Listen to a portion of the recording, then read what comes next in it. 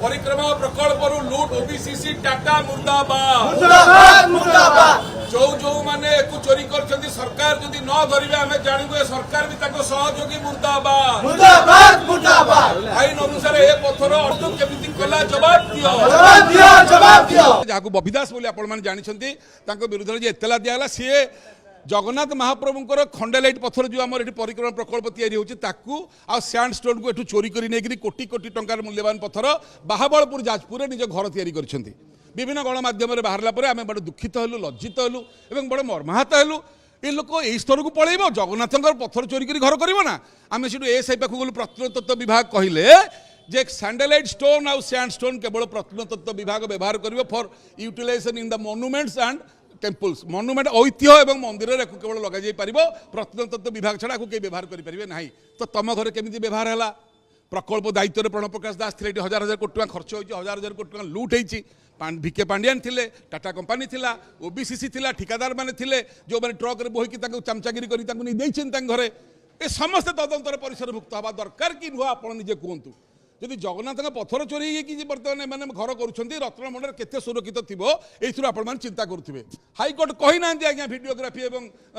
You 3D mapping करने को 5 कोटी टका बर्तमान गोटे बजेट करके बर्तमान केमती डेरी कर भिडियोग्राफी 3D ये सब बाबद केमती हरिलुट करेंगे से चिंता तेणुक बर्तमान केवल आम जहाँ आपण माध्यम देखुचु से मुंडिया मारिक जीवाटा देखुचु मुंडिया मारिक आसवाटा देखुचु किंतु मुंड कथा तुंडर कि ओडावासी किसी कहूना मध्यम गणमाध्यम देखुचु से लम्ब हो मुंडिया मारिक जाऊँच मुंडिया मारिक आम पचारचु एठी कौटी कहीं मुंडिया मारुच गणमाध्यम देखा जगन्नाथ रही भितर सिंहासन पाखे एठी बड़दाण्ड क्या मुंडिया मारुच तुम तो जीव तांको मुंडिया मार सेठी ओहो टीवी देखो केते सचोटता सहित आम जाऊँ गणवा कौन गणुच आगामी दिन में लोक चिंता कर गणुच कि काल गणुच कि माड़ गणुच से आगामी दिन जना पड़ो जय जगन्नाथ बड़ विनम्रतार सहित हाथ जोड़ी आम प्रार्थना करी कहूँ ओडावासी को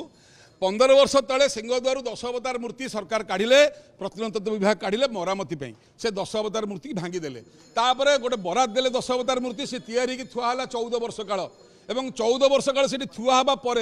आम से 10 अवतार मूर्ति की झाड़ बुहा धनरू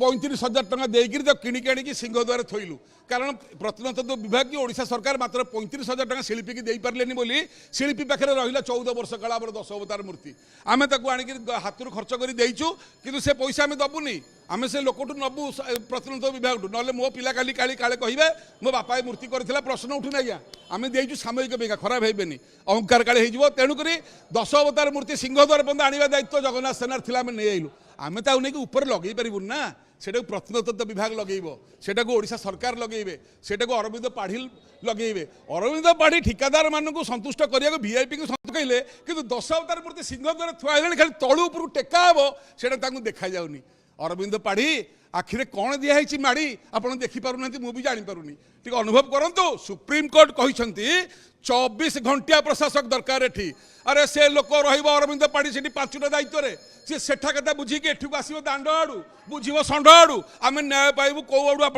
जानी जय जगन्नाथ।